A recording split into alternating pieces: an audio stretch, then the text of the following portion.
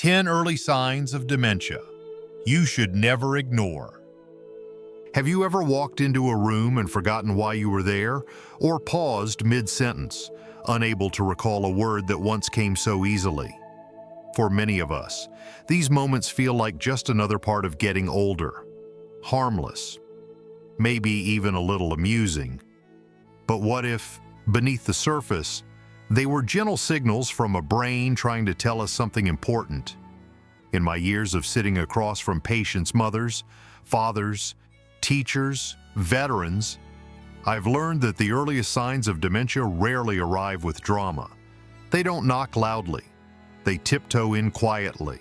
A softer voice, a misplaced word, a hesitation on the stairs. And too often, we shrug them off as just age, but what if we stopped to listen more closely? What if we gave our minds the same careful attention we give our aching knees or tired hearts? Dementia doesn't begin in a day, and that's both the danger and the gift. Because with awareness comes time. Time to prepare, to care, to act. So, if you or someone you love has felt just a little more forgetful lately, come sit with me. Let's gently explore what these signs may really be saying together. Let's take this journey through the mind with kindness, curiosity, and hope. Part 1. When walking tells the truth, gait and posture changes. Have you ever noticed yourself walking just a bit slower than before? Not from pain, but from something you can't quite name. Maybe your stride is shortened, or your feet drag ever so slightly. Sometimes it's subtle, like needing an extra moment to steady yourself when standing up. Other times, it's struggling with simple movements like holding a fork or buttoning a shirt. We often chalk this up to age or arthritis. But what if our bodies are trying to whisper something deeper? As a physician, I've learned to watch how people move before they even say a word. Gait and posture can reveal more about brain health than most realize. You see, balance, coordination, and muscle control are all guided by the brain.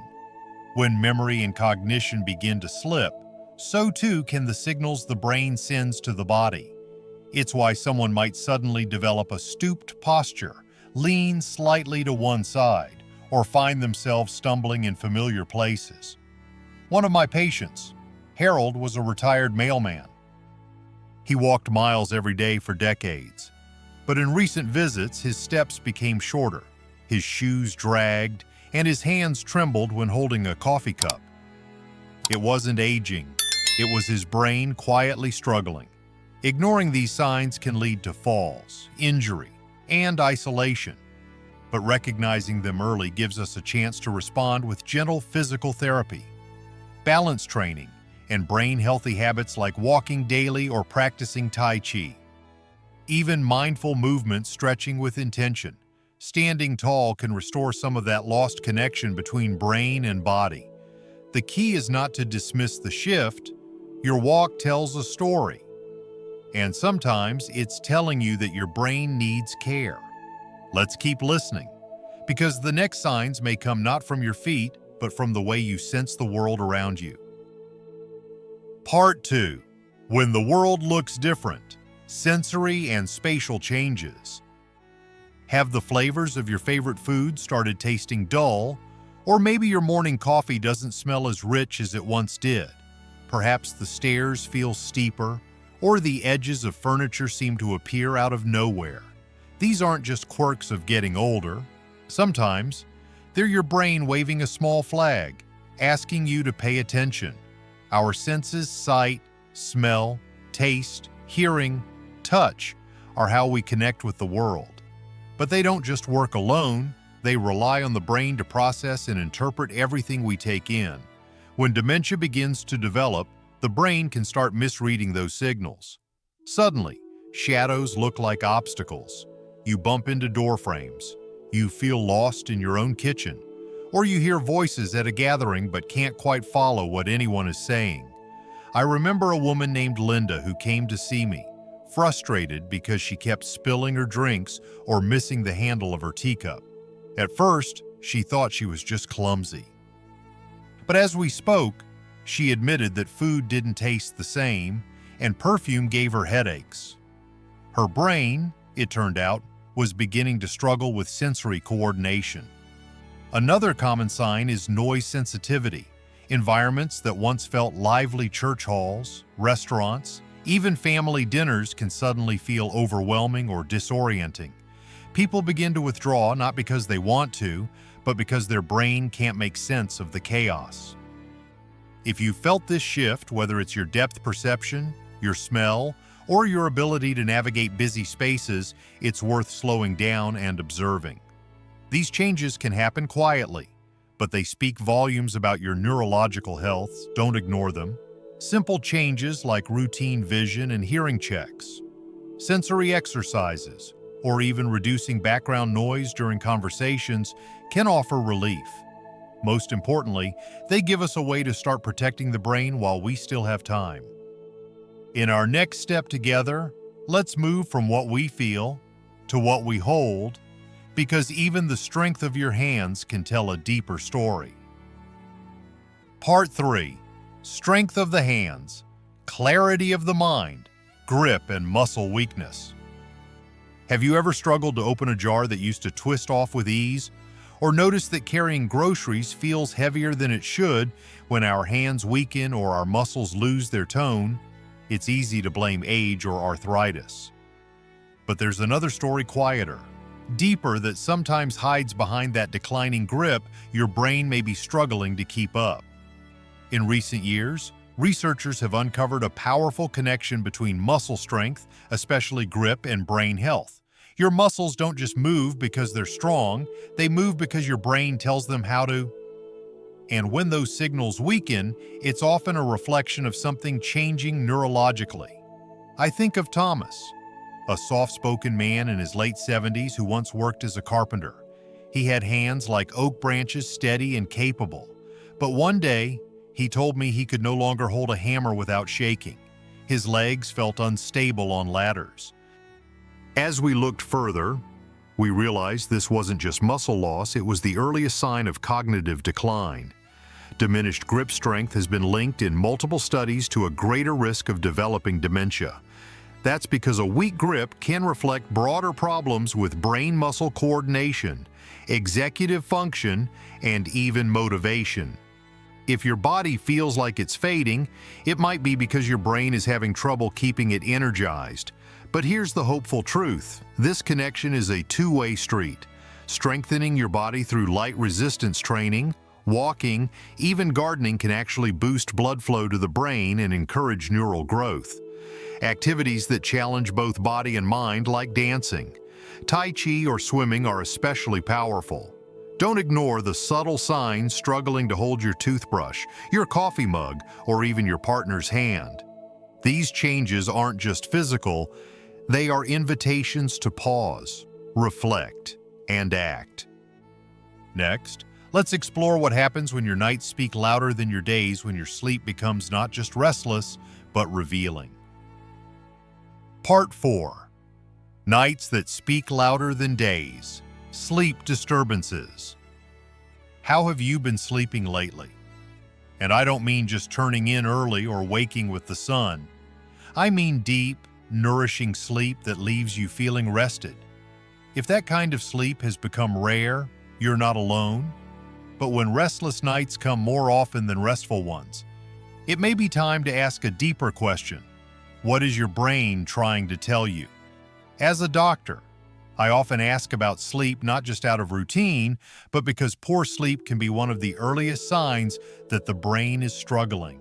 Tossing and turning, waking frequently, vivid dreams that leave you shaken, needing naps during the day just to stay alert. These aren't just disruptions, they're clues.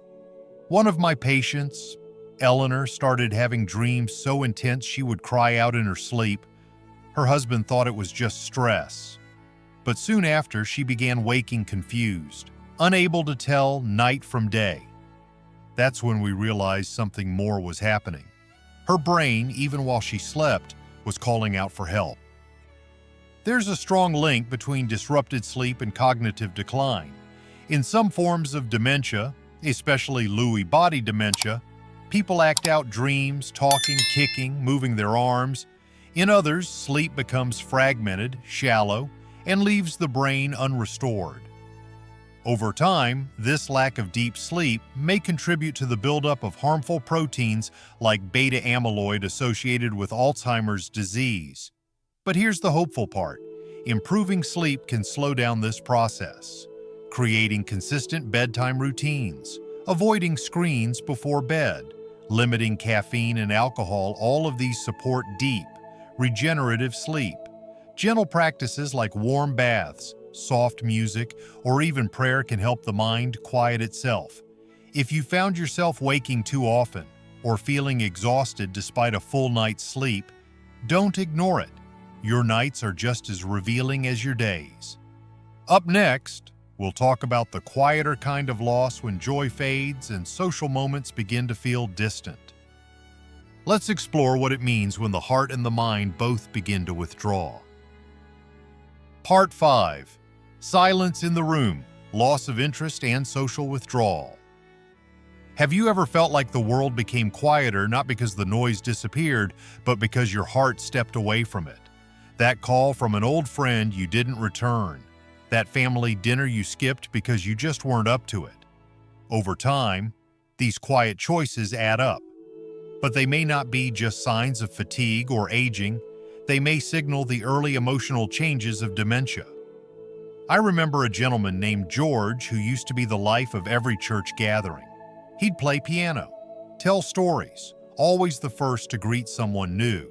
Then one year, he started sitting in the back pew, silent. He stopped coming to Wednesday night socials. When I gently asked why, he looked at me and said, "I just don't feel like it anymore." We often mistake this withdrawal for depression or simple tiredness. But apathy, losing interest in things once loved, is one of the earliest emotional symptoms of cognitive decline. It's not sadness. It's not laziness. It's the brain quietly pulling away from the world it once danced with.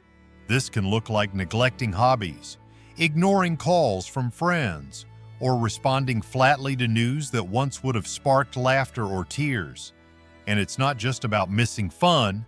Social disconnection accelerates cognitive decline. The brain, like the heart, needs interaction to stay alive and engaged. But here's the good news. Small steps can bring someone back. Invite a loved one to take a short walk. Listen to their stories without correcting details. Bring a photo album or play their favorite music. These little lifelines can reconnect the emotional parts of the brain, the ones that remember how to feel. If you've noticed that spark dimming in yourself or someone close, don't let it slip away without care. There's still so much life to feel and so many memories yet to make. Next, we'll step into the world of words, the ones that vanish, change shape, or just refuse to come. Because when language starts to slip, the mind is leaving gentle footprints behind. Part 6. The words that go missing, early signs of aphasia. Have you ever stood mid-sentence, reaching for a word you know is there, but it just won't come? Maybe you pointed to the thing instead of saying microwave, or called your daughter by your sister's name without noticing. We've all had moments like that. But when those moments start happening more often and with more confusion, it may be more than forgetfulness. It may be aphasia. Aphasia is the medical term for difficulty with language speaking, understanding, reading, or writing, and it's often one of the earliest, yet most easily dismissed, signs of dementia. Not because it's dramatic, but because it sneaks in so quietly. I once cared for a woman named Darlene, a retired librarian. She knew thousands of words until one day, she struggled to finish a sentence about her garden. The green things, she said. The long ones? They grow? She meant cucumbers, but the word had vanished from her mind like smoke.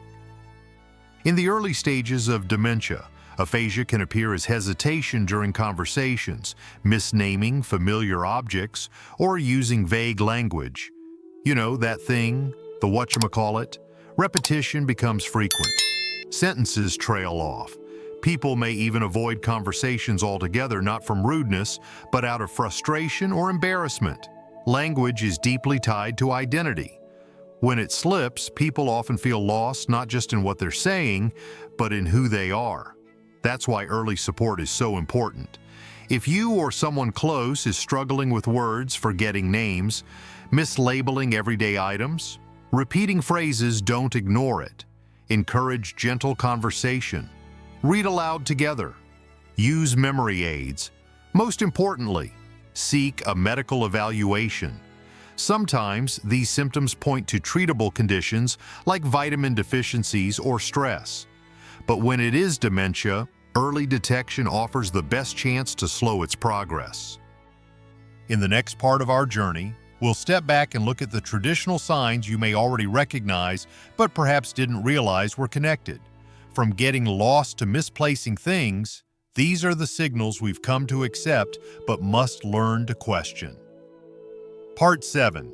Signs you may overlook. Classic hallmark symptoms.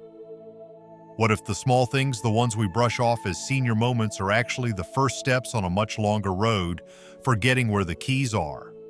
Asking the same question twice, getting lost while driving to a familiar store. These aren't always signs of simple aging. Sometimes, they are signals that the brain is beginning to lose its way. As a physician, I've heard it all, I'm just forgetful. We all lose things, don't we?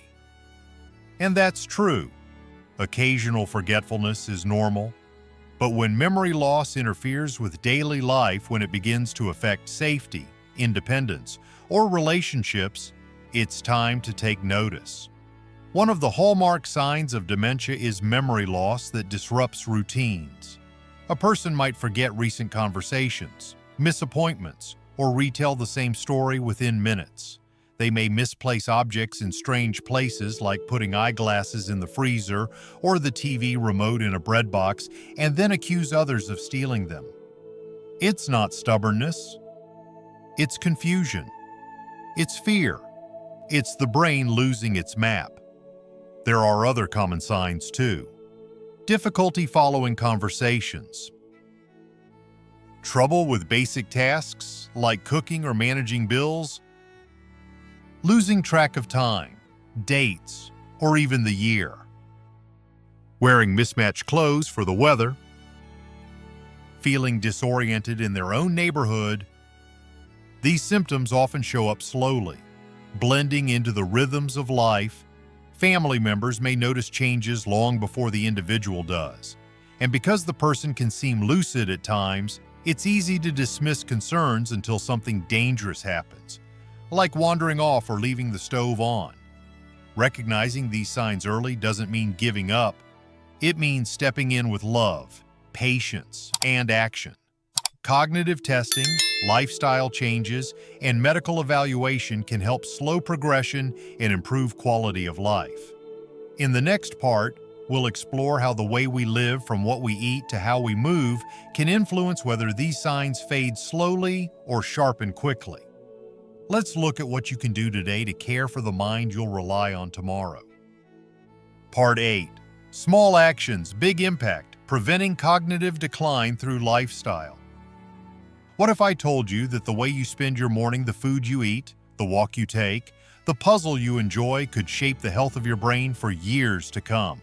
Dementia may not yet have a cure, but what we do each day can slow its approach, soften its effects, and sometimes even hold it at bay. The brain is like a garden.